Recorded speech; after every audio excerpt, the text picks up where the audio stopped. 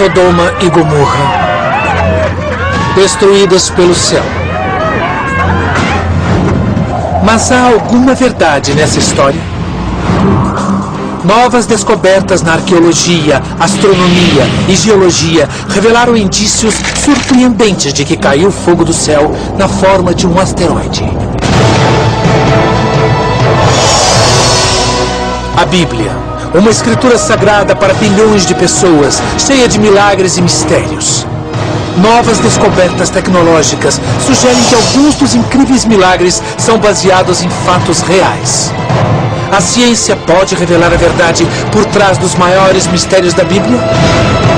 A Bíblia, Mistérios Revelados, Sodoma e Gomorra. Uma das histórias mais fascinantes dos livros do Antigo Testamento fala de duas cidades antigas localizadas na região do Mar Morto, Sodoma e Gomorra. A Bíblia diz que nelas reinava tal iniquidade que Deus as destruiu de forma terrível, com uma chuva de fogo e enxofre. Caiu fogo dos céus, e todo o local ficou coberto pelas cinzas incandescentes que se elevavam no ar. Eu acho que a Bíblia quer dizer que foi alguma coisa nunca vista antes.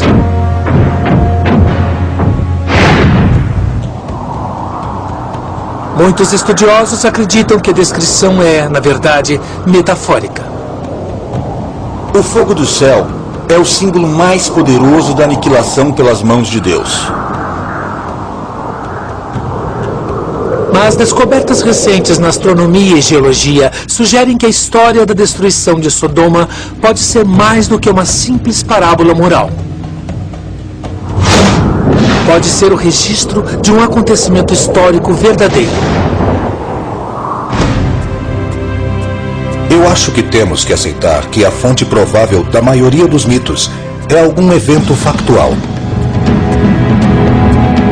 Pessoalmente, eu acho que a destruição de Sodoma, tal como descrita na Bíblia, ou é uma incrível peça de criatividade, ou algo baseado num evento que realmente aconteceu.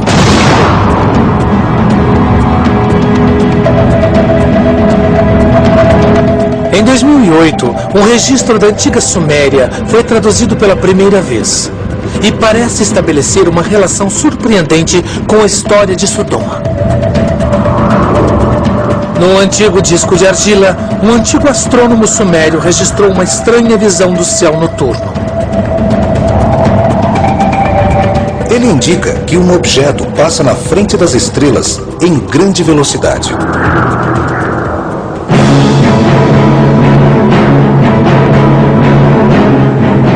A transcrição fornece tantos dados que a velocidade e trajetória do objeto podem ser recriados, levando-nos a visualizar o fogo dos céus literalmente na forma de um asteroide.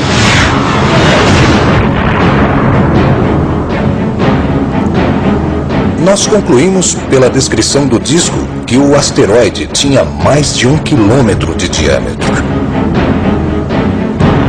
Se a informação do disco estiver correta, o impacto do asteroide, ao se chocar com a Terra, pode ter sido devastador, 100 vezes mais poderoso que a maior arma nuclear do mundo. A bola de fogo deve ter sido impressionante, deixando um rastro de centenas de quilômetros.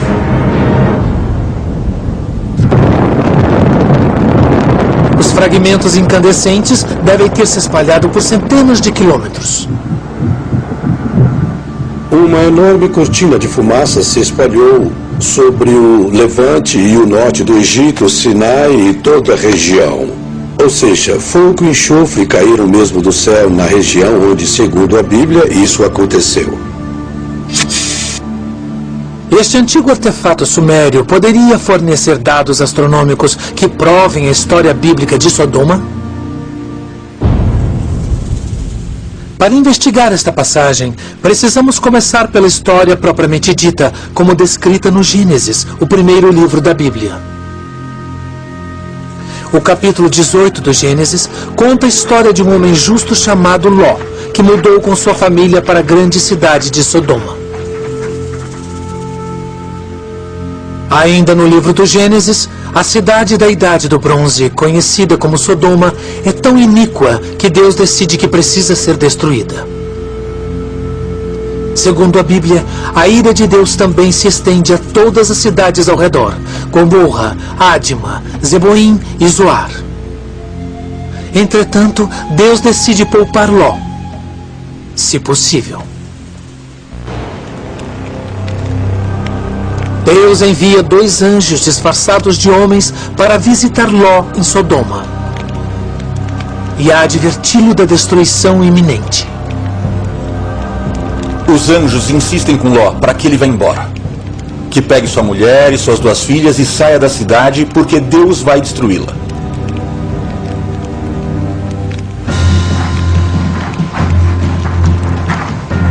Eles mandam Ló fugir para as montanhas, para uma das cidades da planície que será poupada, a pequena cidade de Zoar. Os anjos dão uma última ordem: que eles não se virem para olhar a destruição. Ló e sua família abandonam Sodoma assim que amanhece, segundo o livro do Gênesis. A Bíblia diz que quando o sol estava nascendo, fez o Senhor cair sobre Sodoma e Gomorra uma chuva de enxofre de fogo, e se elevavam da terra cinzas inflamadas como fumo que sai de uma fornalha, e assim Deus destruiu toda a região. A Bíblia diz que Ló e sua família procuraram refúgio numa caverna nas montanhas, nos arredores de Zoar. Após a destruição de Sodoma e Gomorra, eles acreditavam que eram as últimas pessoas no planeta. É uma visão pós-apocalíptica da antiguidade, e aí a história termina. Mas há um detalhe intrigante. Enquanto estão fugindo, a esposa de Ló desobedece à ordem dos anjos. A Bíblia diz que ela olha para trás e é transformada numa estátua de sal. É um detalhe estranho, e segundo alguns estudiosos, é a chave para toda a história de Ló e Sodoma. O pilar do tema da estátua de sal na história de Sodoma e Gomorra é uma etiologia. E etiologia é uma explicação de algumas causas ou algumas origens de fenômenos que em geral ocorrem naturalmente.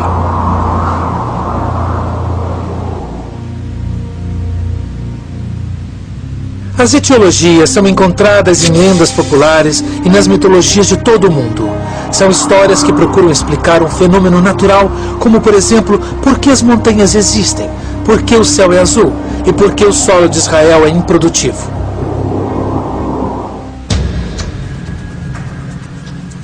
Segundo a teoria da etiologia, a história de Ló e sua esposa foi uma tentativa de explicar as estranhas formações de sal abundantes na região do Mar Morto. A área é repleta de pilares de sal que vão de alguns centímetros a 2 metros de altura.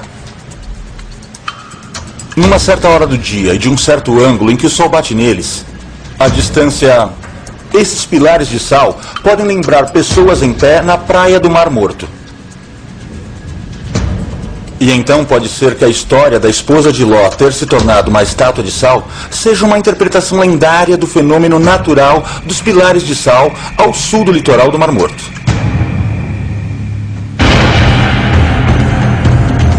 Será que a teoria da etiologia explica o mistério bíblico?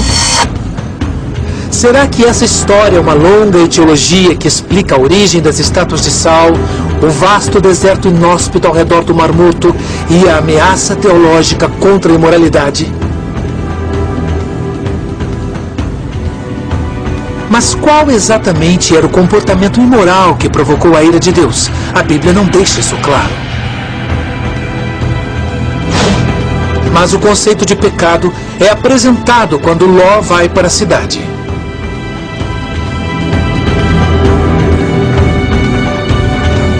Há um conflito cultural entre a vida da cidade e a vida nômade no Velho Testamento. No Velho Testamento, as cidades são consideradas locais de pecado. E há evidente preferência pelo estilo de vida nômade, que depende exclusivamente do amparo de Deus para existir.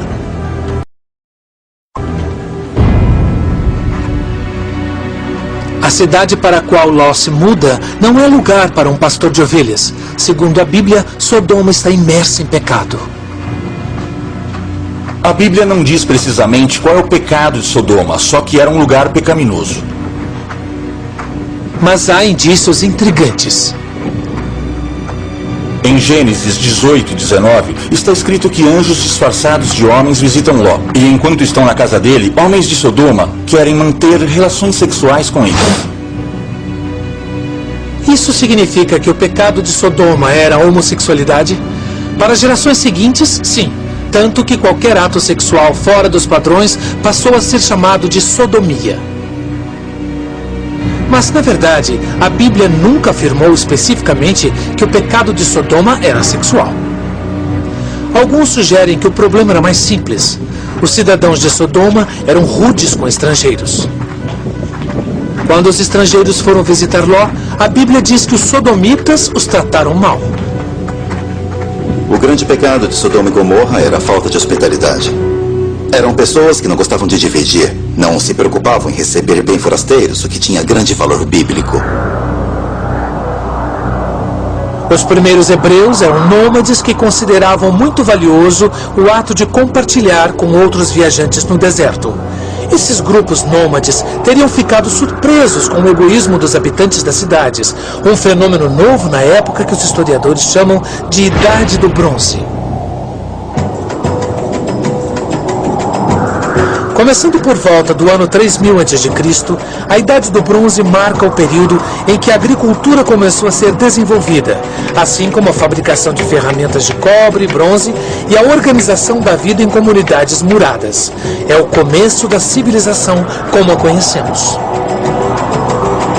A descrição das cidades da Idade do Bronze ajuda a criar um cronograma que situa a narrativa bíblica entre o ano 3200 e o ano 1000 a.C. Mas, além do texto do Gênesis, não há muita informação para confirmar a história de Sodoma.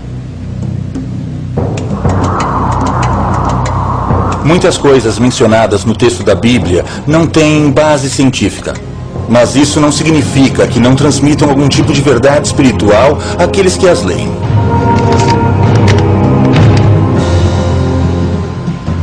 E assim a história permaneceu por milênios, como uma narrativa de fé que a ciência não podia provar.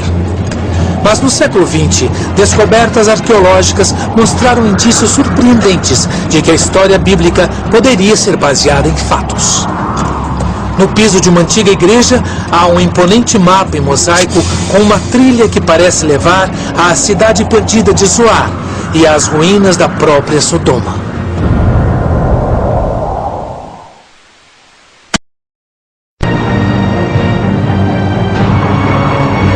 A Bíblia diz que duas cidades, Sodoma e Gomorra, eram locais de grande pecado e que Deus as destruiu com fogo vindo dos céus, varrendo-as do mapa. Por milhares de anos, a história dessas cidades só era encontrada nas páginas da Bíblia. Mas em 1894, uma expedição arqueológica encontrou evidências surpreendentes que apoiam essa narrativa inacreditável da ira de Deus. Aqui, em Madaba, na Jordânia, a 56 quilômetros de Jerusalém, um arqueólogo britânico descobriu uma maravilha da antiguidade bem abaixo de seus pés. No chão de pedra da igreja de São Jorge, encontra-se um complexo mapa em mosaico. Construída no século VI d.C., esta linda obra de arte revela a posição das cidades, mostrando a localização de Jerusalém, Jericó, o Mar Morto, e na região sudeste traz um nome antigo que não é citado em nenhum lugar fora da Bíblia: Zoar.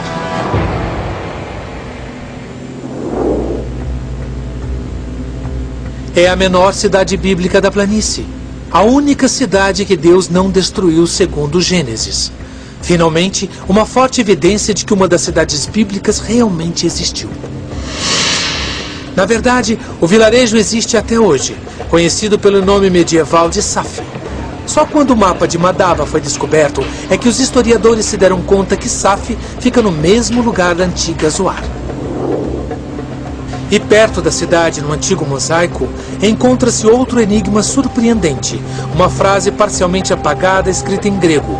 O Santuário de Santo Ló, ou São Ló. Seria uma referência ao refúgio de Ló durante a destruição de Sodoma? Os arqueólogos seguiram a trilha do mapa, que os levou diretamente às ruínas de uma antiga igreja construída no século VII d.C. Os azulejos da ruína indicam a igreja como sendo o Santuário de São Ló. E os arqueólogos encontraram outro detalhe fascinante. A igreja tem uma nave central e duas laterais. E uma delas, a nave norte, tinha uma pequena caverna no final. A caverna parece coincidir com a descrição bíblica do abrigo de Ló, um refúgio no monte perto da cidade de Zoar. Esta caverna pode não ser a prova definitiva da história de Ló, mas é um forte indício. Duas fontes distintas do século VII interpretaram este local como o Santuário de São Ló. Então, acreditavam que Ló viveu nesta área, e isso é muito importante.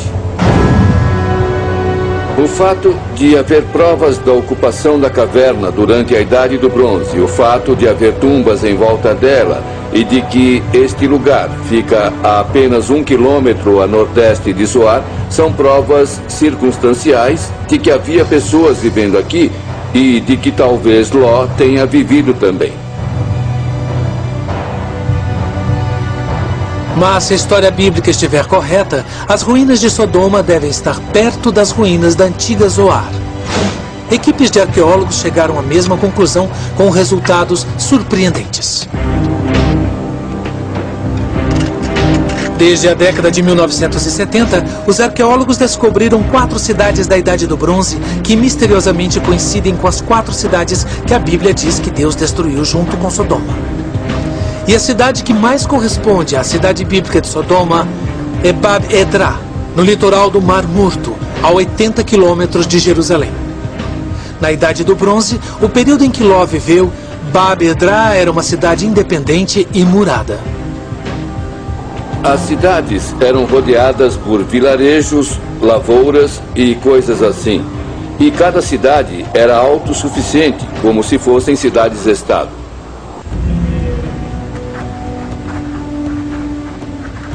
Em seu apogeu, Bab-edrá chegou a ter 1000 habitantes. Você estuda os artefatos das casas e começa a visualizar. Aqui era a cozinha, ali era a área de trabalho e aqui um saguão e outras coisas. Os primeiros arqueólogos também fizeram uma descoberta perturbadora em Bab-edrá: tumbas coletivas. As pessoas ficaram impressionadas com o número de sepulturas aqui. De acordo com várias estimativas, cerca de 20.000 pessoas foram enterradas aqui. E, para um lugar tão pequeno, é um cemitério imenso. Os primeiros sepultamentos datam de aproximadamente 3.000 anos antes de Cristo. A grande quantidade de tumbas sugere que houve uma catástrofe como a de Sodoma. E há outro indício que aponta para o fogo. Durante a escavação, os arqueólogos encontraram cinzas em vários lugares. Na verdade, registros arqueológicos mostram que em determinado momento, a cidade de Bab-edrá foi abandonada repentinamente e seus destroços permaneceram intocados até serem descobertos pelas escavações. Bab-edrá possui semelhanças extraordinárias com a Sodoma da Bíblia, incluindo artefatos do início da Idade do Bronze. Mas será que esta foi a cidade de Ló, destruída pela ira de Deus, segundo a Bíblia?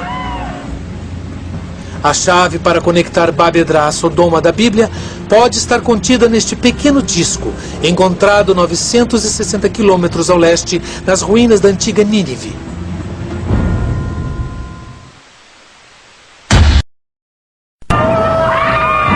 Sodoma foi realmente destruída pelo fogo dos céus, conforme a Bíblia relata? O segredo desta resposta pode estar aqui.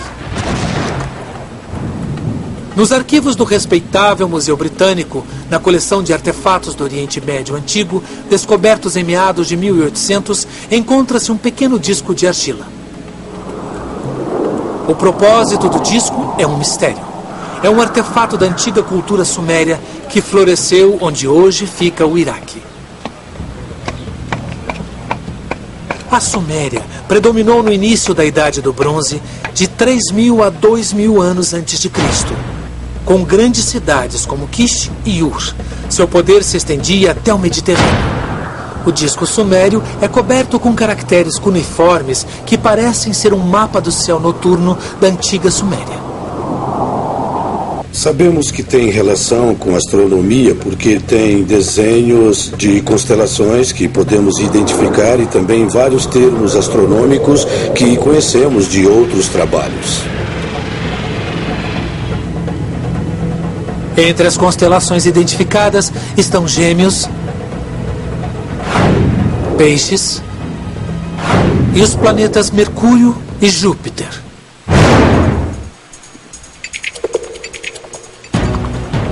O astrônomo Mark Hempsel e o engenheiro Alan Bond ficaram intrigados com o artefato, que o museu chamou de Planisfério Sumeriano. Eles decidiram traduzi-lo, usando seus conhecimentos em astronomia e engenharia mecânica. Aos poucos, a tradução revelou que os antigos sumérios eram bons conhecedores de astronomia.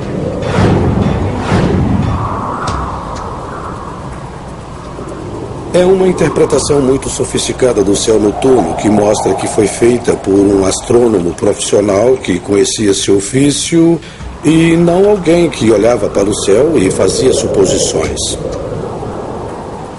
Algumas características sugerem que ele usou instrumentos para medir ângulos e fazer observações. Achamos que tem formato circular porque ele provavelmente pegou argila úmida e a colocou numa tigela em sua mão. Era como um caderno. E registrou coisas como nuvens, posição dos planetas, o tipo de coisa que um observador do céu registraria. Mas há uma área que permanecia desconhecida desde sua descoberta. Bond e Hempsel levaram as dúvidas de tradução para a equipe do Museu Britânico. O Museu Britânico conseguiu reunir um grupo de especialistas e um deles conseguiu ler o texto. Ali diz: objeto brilhante passa rapidamente. E você pensa, o que isso quer dizer? A tradução fica ainda mais estranha.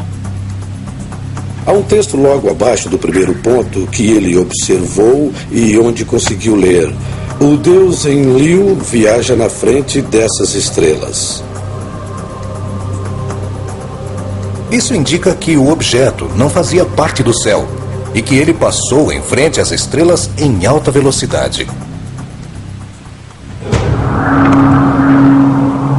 O planisfério mostra a região de Peixes e uma linha pontilhada, podemos descrever assim, cruzando o céu.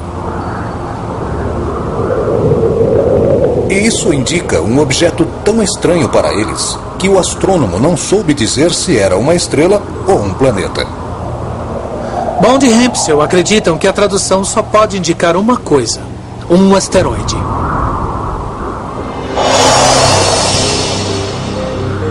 O objeto foi visto pela primeira vez na constelação de Peixes, que os sumérios chamavam de caudas de peixes. Ele então atravessa o céu cruzando Pégaso, desce para a Águia e então cruza o horizonte. Meteoritos e estrelas cadentes cruzam o céu muito, muito depressa. No entanto, nesse caso, o astrônomo viu o objeto abaixo do espaço sideral, movendo-se pelo céu com o mesmo tipo de velocidade de uma nave espacial. A visão deve ter durado uns 4 minutos e meio. Nesse caso, o astrônomo sumério foi tão exato em seu registro que a rota do objeto pôde ser traçada milhares de anos depois.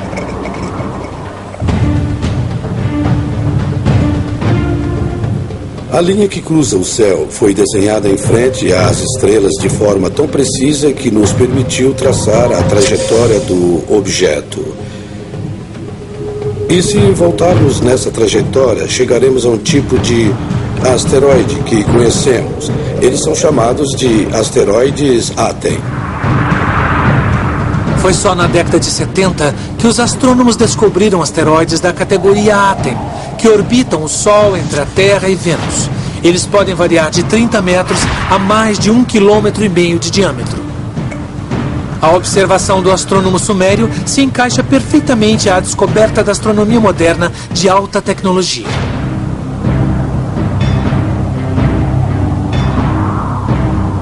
Então, o astrônomo sumério observou o mesmo asteroide que destruiu a antiga Sodoma? Isso explicaria a descrição bíblica do fogo que caiu do céu? A resposta pode estar não só no planisfério e no livro do Gênesis, mas no modelo computadorizado do céu noturno da antiguidade. Linhas.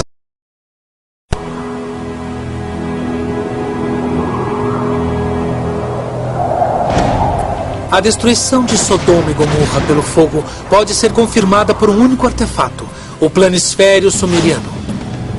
Ele detalha com exatidão a posição das estrelas, planetas e constelações do céu noturno e descreve um estranho objeto, semelhante a um asteroide.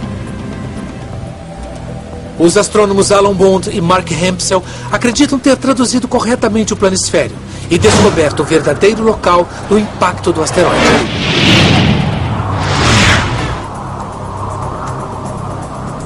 Partimos do princípio de que o astrônomo estava em algum lugar ao sul do Iraque. Portanto, com a informação do planisfério, pudemos construir uma trajetória, a rota do objeto, com um software utilizado para prever as trajetórias de decolagem dos foguetes e de sua reentrada na atmosfera. Mas há algo estranho. Logo de cara, os dados parecem não ter conexão com a história de Sodoma e Gomorra.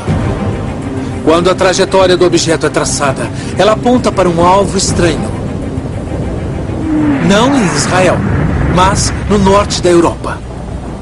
O objeto atinge os Alpes austríacos, num lugar chamado Kefels, no vale de Otzalachel. Segundo Bond e Hempsel, não existe cratera de impacto do meteorito em Kefels, na Áustria, porque ele teria explodido no ar várias centenas de metros acima do solo. Isso já aconteceu em Tunguska, na Sibéria. Em 1908, houve um impacto próximo à órbita terrestre em Tunguska, na Sibéria, que devastou uma área de aproximadamente 50 quilômetros e foi uma explosão aérea. Este objeto que estamos pesquisando seria milhares de vezes maior. Como o asteroide de Tunguska, o acontecimento bíblico envolveu uma grande explosão aérea. O asteroide já estava em processo de desintegração. É por isso que não existe uma cratera.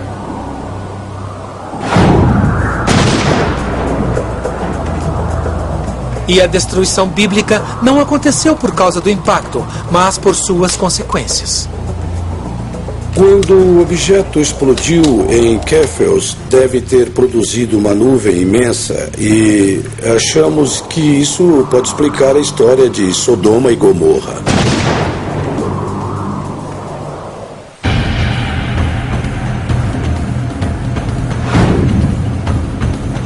Utilizando modelos de pesquisas astronômicas e de armamento, Bond e Hempsel recriaram passo a passo o cenário da colisão do asteroide e seus efeitos no planeta. O asteroide de mais de 1 quilômetro veio na direção ao planeta numa trajetória baixa, observada na Suméria e no Mar Morto. Entrou na atmosfera pela Grécia, formando uma bola de fogo que cruzou a Europa e finalmente explodiu sobre os Alpes, formando uma nuvem incandescente 100 vezes maior do que a da arma nuclear mais poderosa do mundo.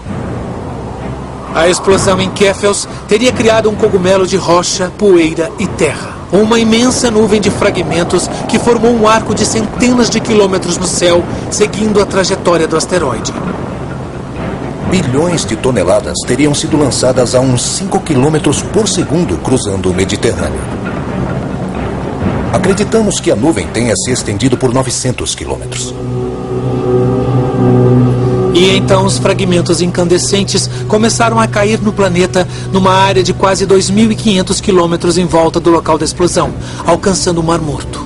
Quando os fragmentos reentraram na atmosfera, formando um arco no espaço, eles se incendiaram devido à fricção com o ar. E em segundos a temperatura do solo atingiu 400 graus.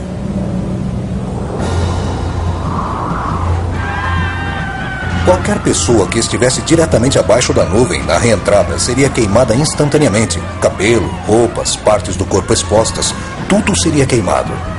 Todos teriam sofrido terríveis queimaduras e morrido imediatamente ou em poucas horas. Mas certamente seria uma morte muito dolorosa. Haveria poucos sobreviventes no raio da reentrada da nuvem centralizado no Mar Morto.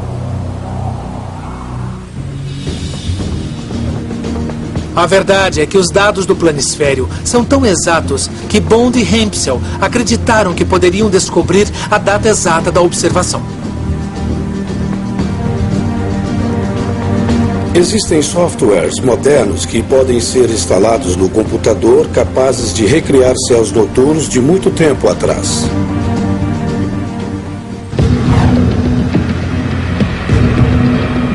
Bond e Hempsel recriaram a posição das estrelas e do planeta conforme os registros do planisfério. Então, meticulosamente, tentaram relacionar isso com os dados conhecidos do céu noturno. Mark quebrou a cabeça por 3 meses para recriar cada configuração possível dos planetas nos 1500 anos perto daquele período. Trabalhou muito para descobrir uma configuração dos planetas semelhante à que aparece no disco. E ele conseguiu, o que foi extraordinário. Uma data pareceu coincidir com todos os dados encontrados. E a data final a que chegamos foi 29 de junho de 3123 a.C. Se a interpretação de Bond e Hempsel estiver correta, então o planisfério é uma evidência contundente de uma das maiores catástrofes da civilização humana. A data é 29 de junho de 3123 a.C. Será que é essa a data exata da destruição de Sodoma e Gomorra? E se o planisfério pode fornecer uma data exata, não poderia haver outras evidências de uma catástrofe tão grande? Na verdade, há. E esta evidência não vem do fogo, mas do gelo.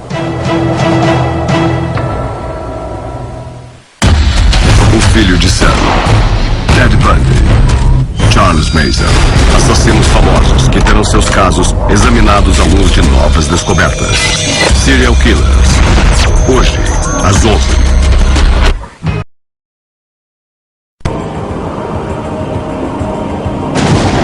Será que a ciência pode explicar uma das histórias mais fascinantes da Bíblia? Um antigo artefato sugere que a destruição de Sodoma e Gomorra pode ter sido causada pelo impacto de um asteroide.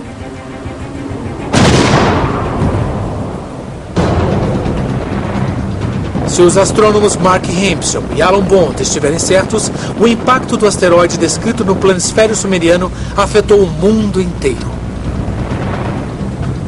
Uma explosão de 10.000 megatons de um asteroide deveria ter deixado mais registros do que uma simples narrativa sobre uma chuva de fogo e enxofre no primeiro livro da Bíblia.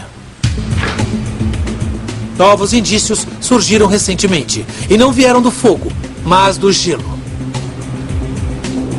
A Universidade do Estado de Ohio é sede de um dos maiores departamentos de paleoclimatologia do mundo. Equipes do Observatório Byrd Polar cruzam o globo em busca de gelo antigo.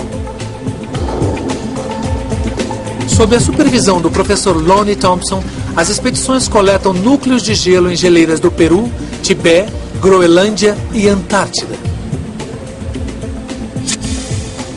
Os campos de gelo do mundo todo registram histórias. O gelo preserva um registro das mudanças climáticas há milhares de anos e preserva qualquer coisa que estiver na atmosfera. Após perfurar profundamente as geleiras mais antigas do mundo, os núcleos de gelo são retirados e levados para esta imensa sala fria em Ohio.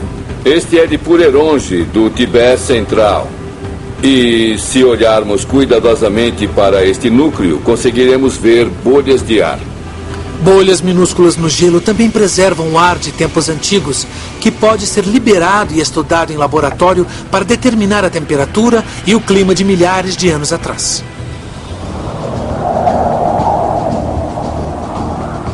Mas uma camada específica de gelo chamou a atenção do Dr. Thompson. Isso começou quando ele descobriu material vegetal na base de uma geleira em retração no Peru.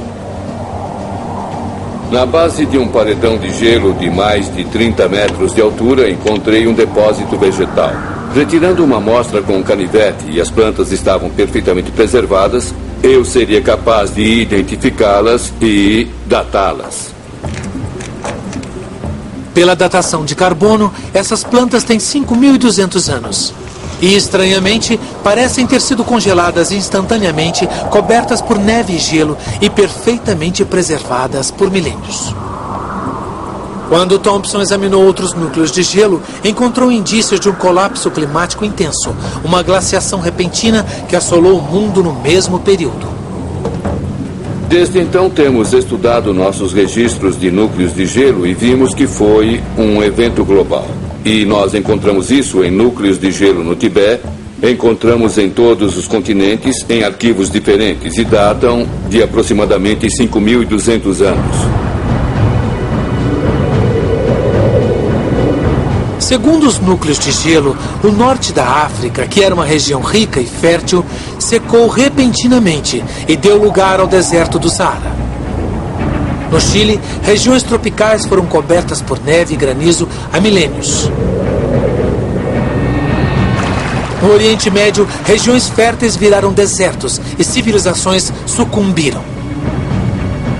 Acho que foi um evento em larga escala e causou impacto na humanidade em muitos continentes. Nós só começamos a examinar este evento, mas já ficamos espantados com a escala. O que aconteceu naquele período? O que poderia causar uma mudança climática tão repentina numa área tão grande do planeta? O planisfério sumeriano pode guardar as informações restantes. A datação por carbono tem uma margem de erro de 100 anos para mais ou para menos, situando o congelamento repentino de 5.200 anos atrás, na mesma época do asteroide registrado no planisfério sumeriano, 3.123 anos antes de Cristo. Um asteroide com mais de 1 quilômetro de diâmetro poderia criar uma nuvem de fragmentos e de cinzas capaz de cobrir o planeta todo, bloqueando o Sol durante meses e causando um colapso climático mundial. Grandes áreas da Terra congelariam de repente. Outras áreas poderiam se tornar desérticas durante milênios.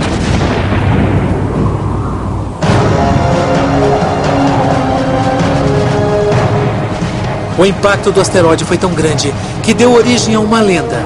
E nas escrituras foi preservado na narrativa bíblica da destruição de Sodoma e Gomorra. Se essa teia de informações estiver correta, é possível explicar a verdade por trás da narrativa bíblica da destruição de Sodoma e Gomorra. O mundo é impressionante. Em nossa busca da verdade do fim de Sodoma e Gomorra, pesquisamos textos bíblicos, evidências arqueológicas e geológicas e astronomia antiga. Se as peças desse quebra-cabeça estiverem corretas, esta é a história da destruição de Sodoma de um ponto de vista científico. 3.123 anos antes de Cristo, início da Idade do Bronze. Numa região fértil do Oriente Médio, um pastor nômade se muda para uma das novas cidades próximas ao Mar Morto.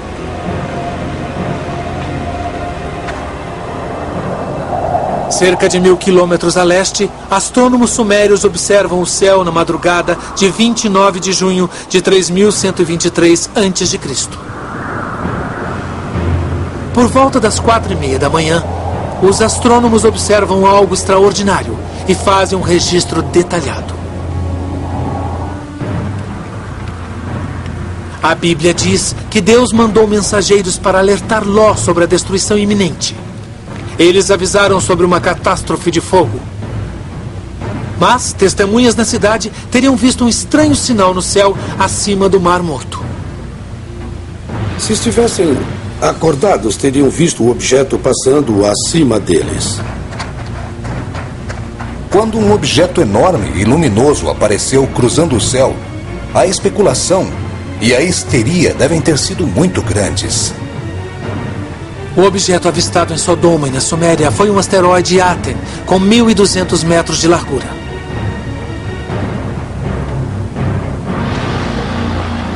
A Bíblia diz que Ló e sua família receberam um aviso e fugiram para as montanhas. O asteroide se aproxima dos Alpes austríacos mais rápido que a velocidade do som, numa trajetória baixa. Ele raspa nos picos das montanhas perto do Vale Kefels e explode numa bola de fogo.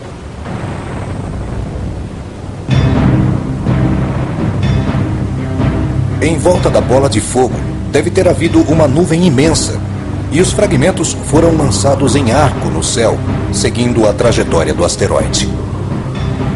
E esse arco deve ter se estendido sobre o Mediterrâneo, até os fragmentos caírem, provavelmente ao longo da costa norte da África, indo do Levante até o Egito.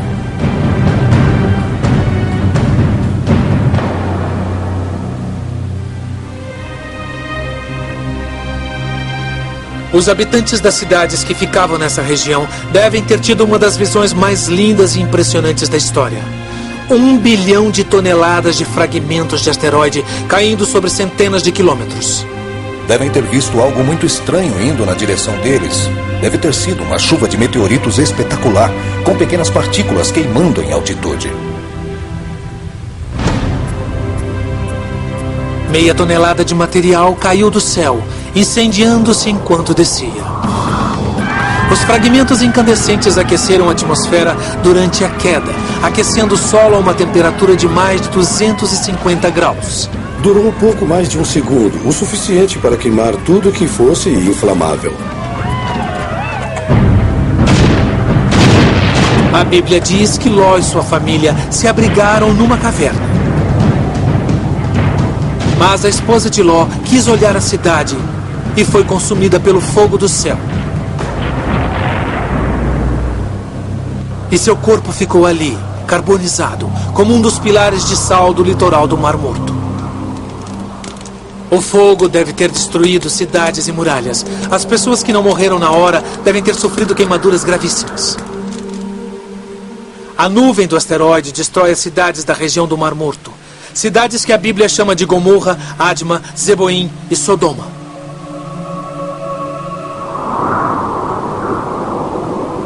Há muito poucos ou nenhum sobrevivente em Sodoma. A cidade é abandonada para sempre e restam apenas ruínas.